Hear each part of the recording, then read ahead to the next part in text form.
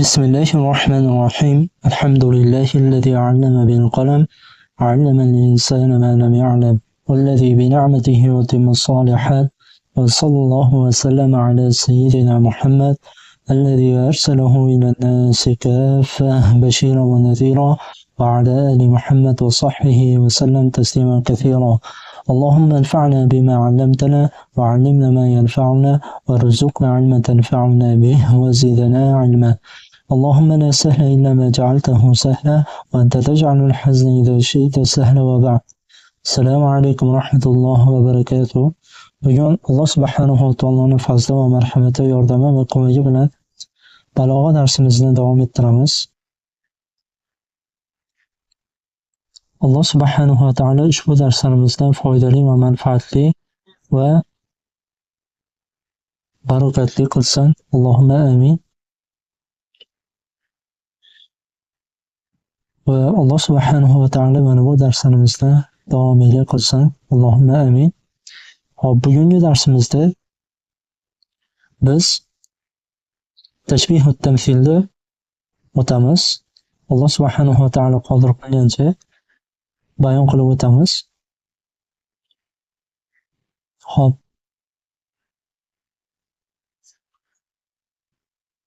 Ya'ni bizni odatimizga ko'ra biz birinchi misollarda emas, qoidalarni o'qib chiqamiz.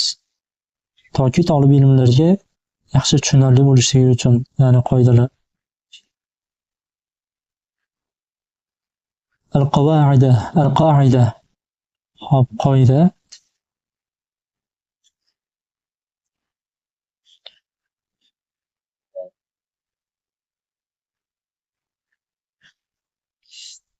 يسمى التشبيه تمثيلا إذا كان وجه الشبه فيه صورة منتزعة من متعددين. Hop. Muallif aytadilarki, tashbih tamsil deb nomlanadi agarda vajh shabh, ya'ni tashbihda bir necha suratdan olingan bo'lsa, ya'ni bir necha suratdan iborat bo'lgan bo'lsa, ya'ni vajh shabh, ya'ni o'xshatishlik ko'rinishi bir necha suratdan iborat bo'lishligi kerak. Ya'ni tashbih tamsil bo'lishligi uchun. Hop. Keyingisi muallif rahimahulloh aytadilarki, va g'ayru tamsilin idza kana lam yakun wajhu shabh kadalik. Va tashbih g'ayru tamsil deb nomlanadi, ya'ni tamsil emas deb nomlanadi qachonki vajhu shabh bir necha suratlardan olingan bo'lmasa, ya'ni bitta suratdan iborat bo'lgan bo'lsa, ya'ni vajhu shabh tashbihda bittadan iborat bo'lsa, demak u at-tashbih g'ayru tamsil bo'lar ekan. G'ayru tamsil ma'nosi tamsil emas, g'ayroga emas deb ma'no beriladi. Hop. Endi misollarni o'qib o'tamiz.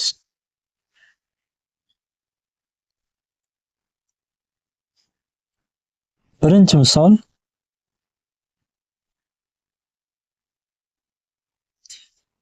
قال البحتري بحتري mana bu she'rda aytadiki, huwa bahru samahi wal judi fazdat minhu qurba tazdat min al-faqri bu'da. Buhturi mana bu quyidagi she'rda aytadiki, u inson saxiylikda va ochiq ko'ngillikda dengiz kabidir va sen u insonga yaqinlikni hosil qil, ya'ni ziyoda qilgan, va sen faqirlikdan uzoq bo'lishlikni o'zingga hosil qilasan, ya'ni ziyoda qilasan deb aytibdilar. Endi bu misolda tashbih g'ayru tamsildir. Ya'ni bu yerdagi o'xshatishlik ko'rinishi faqat bittadan iborat. Faqat bittadan iborat.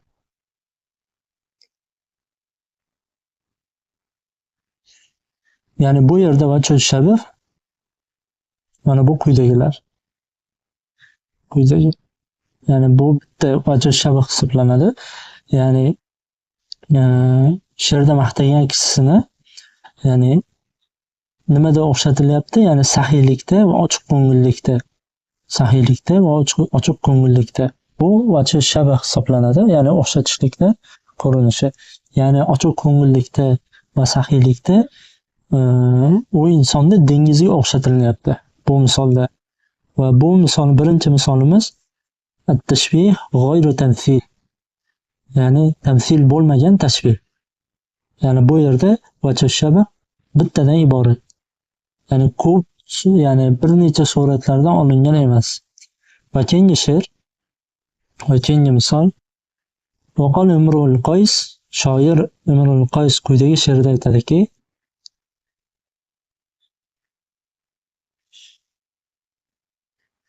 وليل كموجب البحر أرخى صدوله علي بأنواع الهموم ليبتلي. Qancha kechalar borki, mana bu yerda taqdirda mana bu joyda rubba kalimasi bor. Rubba va rub aslida va rubba laylin aslida bu yerda ورب ليل كموجب البحر أرخى صدوله علي بأنواع الهموم ليبتلي. Mana shunday bo'lgan, lekin mana bu rubba she'rda hazf qilingan.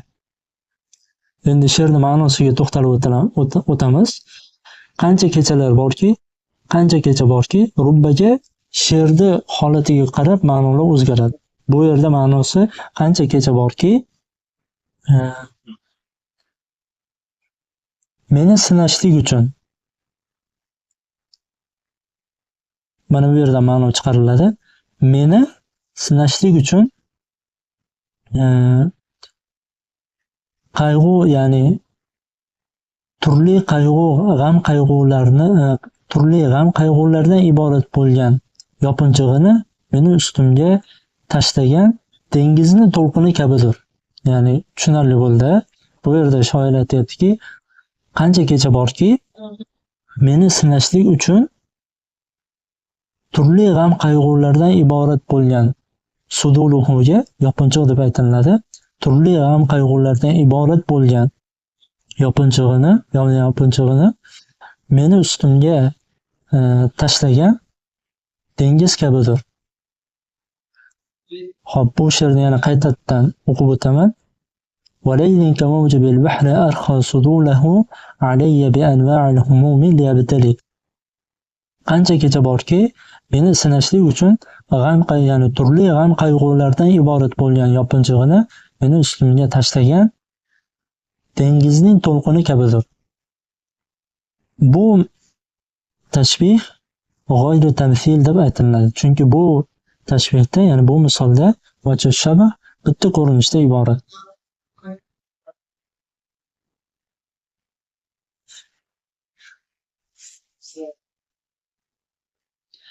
Ya'ni bu yerda qayg'uli kechalarni shoir, ya'ni qayg'uli kechalar emas, balki qayg'uli kechani bu she'rda dengizga o'xshatyapti. Ya'ni dengizning to'lqiniga o'xshatyapti. Bu yerda vajhu shabah bitta mana shu al-bahr tagiga qizil chiziq bilan chizib qo'ydim. Demak, tashbih agarda tashbihdagi vajhu shabah, ya'ni tashbihdagi o'xshatishlik ko'rinishi faqat bittadan iborat bo'lsa, ko'p sonlidan iborat bo'lmasa, bu tashbih g'oyru tamsil deb aytiladi. Hop, keyingi misol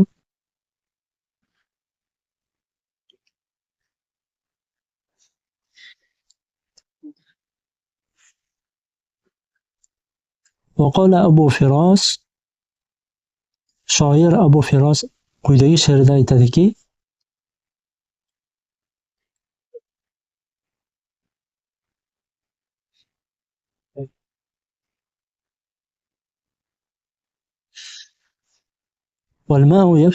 والماء يفصل بين روض الزهر في شطين فصلا كبسات الوشي جردت أيدي القيون عليها نسلا. Shoir mana bu she'rda aytadiki, suv gulli bog'ni, ya'ni gullardan iborat bo'lgan bog'ni orasini ikki sohilga ajratyapti. Xuddiki temirchilarning qo'llari qilinchni nafslarga qilinch deb ma'no beriladi. Qilinchni go'yoki temirchilarning qo'llari, al-quyud temirchilarning qo'li qilinchni ya'ni qo'ygan, ya'ni bezakli, ya'ni naqshli bo'lgan gilamga, ya'ni gilam kabi. Bu she'rning ma'nosi biroz murakkab. Hop, bu yerda shoir aytayaptiki, suv gullardan iborat bo'lgan bog'ning orasini ikki sohilga ajratyapti. Xuddiki temirchilarning qo'li, ya'ni temirchilarning qo'li qilinchni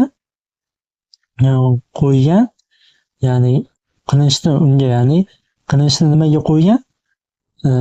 Naqshli bo'lgan, bezakli bo'lgan gilamni ustiga qo'ygan, ya'ni naqshli gilam kabi.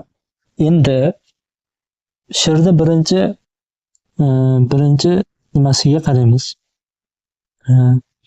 Bu yerda shoir aytayaptiki, suv guldan iborat bo'lgan, ya'ni gulli bog'ni orasini ikki sohilga ajratyapti. Ya'ni ikki sohilga ajratyapti. Misol uchun, bir balandlikdan bog'ga qarasangiz,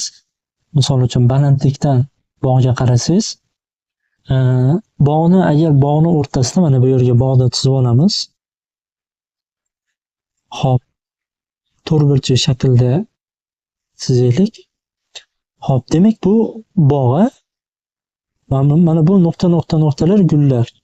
Nuqta gullar. Endi mana shu bog'ni o'rtasidan nima o'tib ketadi? Ariqcha, shu bog'ni sug'orishlik uchun ariqcha o'tib ketadi. Mana bunday qilib ariqcha o'tib ketadi. Endi mana shu mana bu she'rda birinchi she'rda hop, mana shu bog'ga qarab aytayaptiki, mana shu bog'ni, ya'ni gullardan iborat bo'lgan mana shu nuqtalarni gullar deb tasavvur qiladigan bo'lsak, mana shu bog'ni, ya'ni suv, o'rtadagi suv, mana shu ariqni suvi ikki sohilga ajratyapti. Bir, ikki. Mana shu holatni, ya'ni suv ikkita bog'ning o'rtasini ajratib turgan holatni ikkita sohilga, ya'ni dengizdagi sohilga o'xshatyapti shoir. Tushunarli bo'ldi. Endi mana shu holatni endi boshqa holatga o'xshatyapti.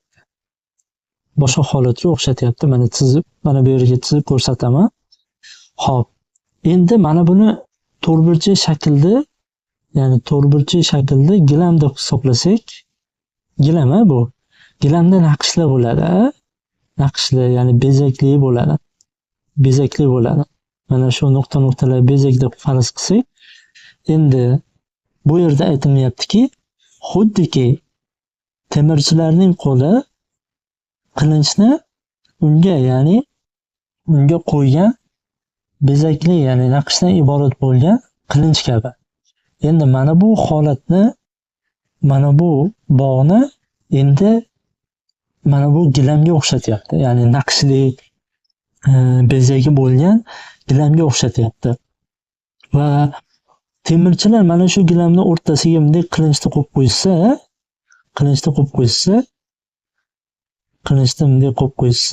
qilichni faraz qilaylik, mana shuni qilichni qo'yib qo'ysa, go'yoki mana shu qilinch mana bu yerdagi nimaga o'xshab qoladi? Ariqqa, ya'ni ariqqa o'xshab qoladi. Mana bu qilinch ariqqa o'xshab qoladi. Endi mana bu bog'ni birinchi bo'lib, mana bu bog'ni o'rtasidagi ariqni, ya'ni ikkita yonidagi nimani dengizni sohiliga o'xshatyapti. Endi mana shu nimani, mana shu holatni endi naqshli temirchilar qilinchni o'rtasiga qo'ygan naqshdan iborat bo'lgan gilamga o'xshatyapti. Tushunarli bo'ldi? She'rning ma'nosi tushunarli bo'ldimi? Mana shu temirchilar gilamni o'rtasiga qilinchni qo'yib qo'ysa, qilinchlar oldin mana shunday bo'lgan, oysimomdek bo'lgan. Mana shunday bo'lgan. Qo'ldan kelgancha o'xshatishga harakat qilyapman. Mana shunday bo'lgan. Endi mana shu ya'ni gilamni ya'ni ustiga qilinch qo'yilgan gilam go'yoki mana shu nimaga o'xshatilinyapti. Bu yerda misol shoir mana bu bog'ning holatini mana ustiga qilinch qo'yilgan gilamga o'xshatyapti. Tushunarli bo'ldi. Endi mana bu uchinchi misolimiz bu tashbihut tamsil deyiladi. Tashbihut tamsil deb aytiladi. Chunki bunda vajh shabi bir necha suratdan iborat. Mana bu shattayni ikki sohilga deb aytilyapti. Suvni ya'ni chetidagi ikkita tarafni ikkita sohilga o'xshatyapti. Demak, bunda o'xshatishlik nimasi ikkita suratdan ya'ni olingan. Ya'ni ikkita suratdan olingan. Ya'ni bu she'rda o'xshatishlikni ko'rinishi bir necha suratlardan olingan. Ya'ni bir necha suratlardan olingan. Endi mana shu bog'ni yana bu yerda ya'ni ustiga qilinch qo'ygan naqshdan iborat, ya'ni bezakdan iborat bo'lgan gilamga o'xshatyapti. Ya'ni ko'ryapsizlarmi, she'rda ma'nosiga yaxshilab tafakkur tadabbur qilib e'tibor bersalaring, vajh shabi bir necha suratlardan iborat ekanligini ya'ni tushunib yetasizlar. Xo'p, keyingi misolga o'taman. Vaqala Mutanabbi, shoir Mutanabbi mana bu quyidagi she'rida aytadiki: يهز الجيش وحولك جانبيه كما نفضت جناحيها العقاب. Qo'shin sening yoningda. Bu she'rda bitta qo'mondonni Sayfiddavlani bu yerda o'qimabman. Qo'mondon bu kishi xalifa bo'lishgan. Mana shu xalifani Sayfiddavlani maqtab mana bu she'rni aytishgan. Bu she'rda Sayfiddavla haqida aytyaptilarki: Yahuzul jayshu hawlaka bi janibayhi. Sening atrofingda qo'shin ikki qanotini qoqyapti. Kama nafadat janahayha al-uqab. Xuddiki burgut ikki qanotini qoqqani kabi. Endi bu yerda qo'mondonni, bu qo'shinning qo'mondonini burgutga o'xshatyapti shoir va ikki atrofidagi ya'ni qo'shinlarni burgutni qanotiga o'xshatyapti. Bu tashbih ham, bu misol ham at-tashbihut tamsil deb aytiladi. Bu yerda o'xshatishlikning ko'rinishi bir necha suratlardan olingan, ya'ni vajh shabih bunda bir necha suratlardan olingan. Mana misol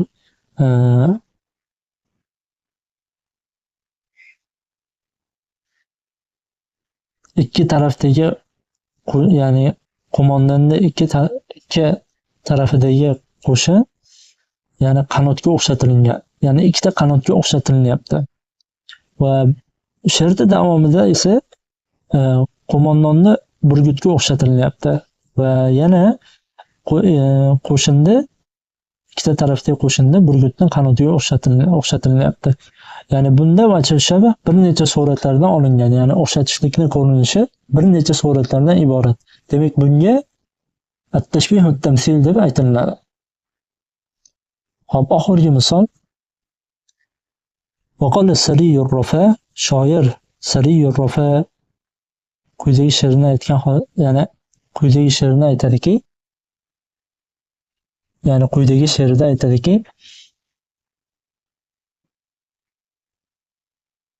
وكأن الهلال نور اللجين غرقت في صحيفة زرقاء. Go'yoki hilol, ya'ni hilol bu oy. Go'yoki hilol havorang sahifalarga botgan kumushning nuri kabidir. Kumushning nuri kabidir.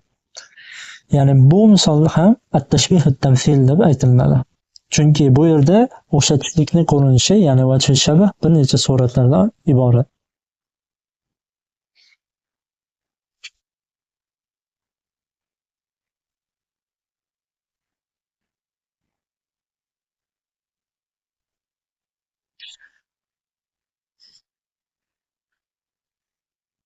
mana bu yerda misol kunduzida e, oyga qaralinsa, ya'ni yam-yashil, ya'ni havorang, ya'ni havorang bir rangda ichida bo'ladi. O'sha holatni havorang, ya'ni sahifaga botgan. Mana bu yerda ya'ni o'xshatishlikni ko'rinishi mana jam holatda, ya'ni ko'p holatda kelyapti. Ya'ni havorang sahifalar, ya'ni sahifaga botgan kumushning nuri kabidir.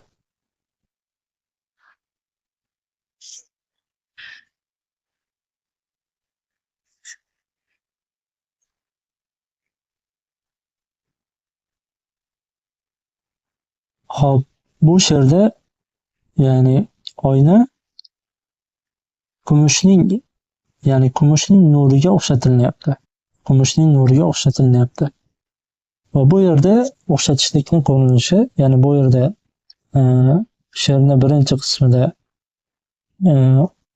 oyna, ya'ni hilolni kumushning nuriga o'xshatilyapti. Keyin o'sha samoni havorang sahifalar, ya'ni sahifalarga o'xshatilyapti. Ya'ni samoni, havorang samoni sahifaga o'xshatilyapti. Bunda o'sha, ya'ni she'rning ma'nosiga diqqat bilan e'tibor beradigan bo'lsalaring, she'rdagi o'xshatishlikning ko'rinishi bir necha, ya'ni suratlardan olinganligi ma'lum bo'ladi. Namozaj, yana bir misolni o'qib qo'yamiz. Talib ilmlarga yana manfaatli, yaxshi tushunarli bo'lishligi uchun.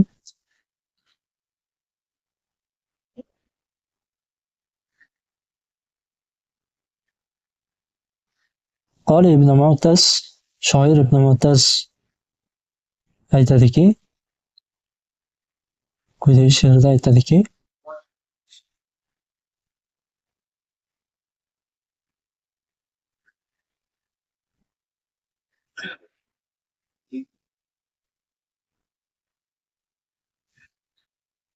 قد انقضت دولة الصيام وقد بشر السقم الهلال بالعيد يتلو الثريا كفاغر شره يفتح فاه لأكل العنقود.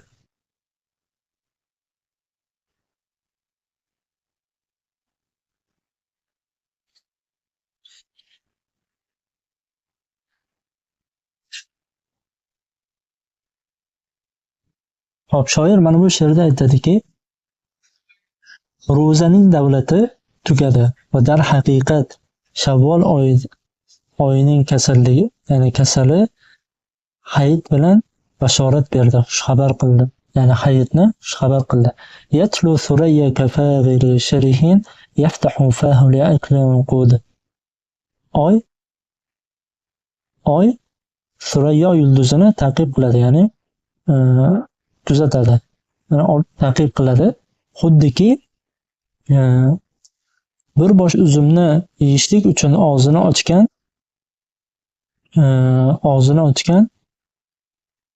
yeb to'ymas ochko'z inson kabi. Ya'ni bu she'rda ma'nosiga e'tibor beradigan bo'lsak, o'xshatishlikning ko'rinishi bir necha suratlardan iborat ekanligi ma'lum bo'ladi.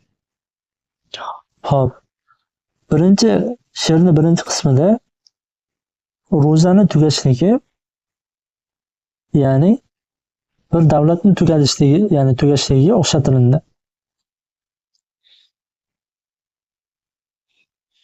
Va bu yerda she'rning keyingi qismida aytilyaptiki, وَقَدْ بَشَّرَ السَّقْمُ الْهِلَالَ بِالْعِيدِ, ya'ni Shavvol oyidagi kasallik hayitni bashorat qildi, ya'ni xushxabar qildi. Hayit bilan xushxabar aytdi. Ya'ni bu yerda nimani qasd qilyapti shoir? Avvalambor bu yerda bir inson, ya'ni bir yaxshilikni xushxabar qiladi-ku, mana shu, ya'ni bir yaxshilikni xabar qiluvchi insonga o'xshatilyapti. Bu yerda misol Ramazondan keyin, Ramazon hayitida, ya'ni Ramazon hayitida ko'pchilik ko'p yuboradi, ya'ni ko'p nima qiladi, shunda kasalliklar kelib chiqadi. Misol ko'p yuborganligidan. Shuni qasd qilyapti. Va oy Surayyo yulduzi, ya'ni Surayyo yulduzi bor. Oy Surayyo yulduzini ta'qib qiladi. Mana ortidan ketadi. Ana shuni ya'ni bir ochko'z insonga o'xshatilyapti. Mana shu holatni ya'ni oy Surayyo yulduzini ta'qib qilishligini bir ochko'z yeb to'ymas bir insonga o'xshatilyapti. She'r davomida aytilyaptiki, bir bosh uzumni yeyishlik uchun og'zini ochgan yeb to'ymas, og'zini ochuvchi bir inson kabidir. Mana bu yerda jadvalga qaraydigan bo'lsak, mana bu yerda ko'rsatilgan ya'ni naw'u tashbih min haythu wajh, ya'ni tashbihni turi tamsil, ya'ni tamsildir. Ya'ni bunda birinchi misolda o'xshatishlikni ko'rinishi, ya'ni vajh shabah bir necha suratlardan olingan. Ya'ni she'rni ma'nosiga yaxshilab diqqat bilan e'tibor beradigan bo'lsak, vajh shabah bir necha suratlardan olingan ekanligi ma'lum bo'ladi. Vaqala Mutanabbi, va keyingi misolni o'qiymiz. Shoir Mutanabbi quyidagi she'rda aytadiki: "Wal ma'u illa wa mal mawtu illa sariqun daqqa shakhsuhu yasulu bila kaffin va yasha bila rijli." O'lim biron narsa emas, faqatgina shaxsi aniq bo'lmagan bir o'g'ri kabidir. Ya'ni bir o'g'ridir. Ya'ni u ya'ni qo'lsiz hujum qiladi va oyoqsiz, ya'ni oyoqsiz qochadi, ya'ni yuguradi. Bu she'rni ya'ni turi at-tashbih g'oyri tamsil. Bu yerda mana ikkinchi jadval, ya'ni ikkinchi jadvalga qaraydigan bo'lsak, jadval birinchisini ko'rdik, ikkinchisiga qaraydigan bo'lsak, mana bu yerda ko'rsatilgan g'oyri tamsil. Ya'ni bu she'rda vajh shabah faqat bitta suratdan iborat. Bitta suratdan iborat. Bu yerda o'xshatishlikning holati, ya'ni o'lim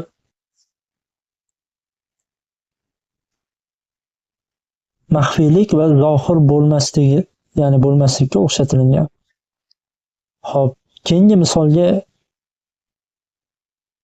diqqat bilan e'tibor beramiz.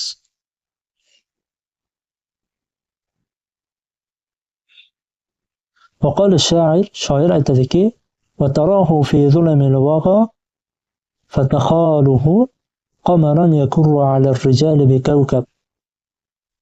Siz u insonda jangning zulmatida ko'rasiz va u insonda, ya'ni qo'mondonni bu yerda maqtab aytayaptiki, va u insonda dushmanlardan bo'lgan insonlar, ya'ni kishilarga, dushman bo'lgan kishilarga yulduzlar bilan hujum qilgan bir oyga o'xshatasiz, bir oy deb o'ylaysiz.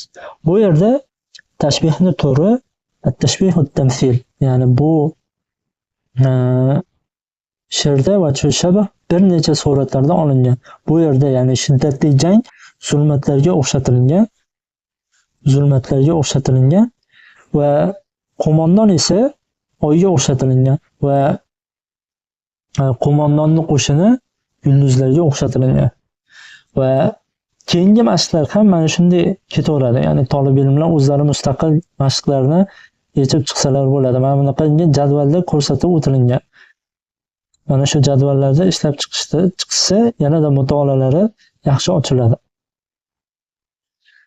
Bugungi darsimiz mana shundan iborat. Alloh subhanahu va taolo mana bu darslarimizdan foydali va manfaatli va barakatli va davomiylik qilsin. Allohumma amin. Subhanakallohumma va bihamdik. Nashhadu an la ilaha illa ant, nastaghfiruka va natubu ilayk.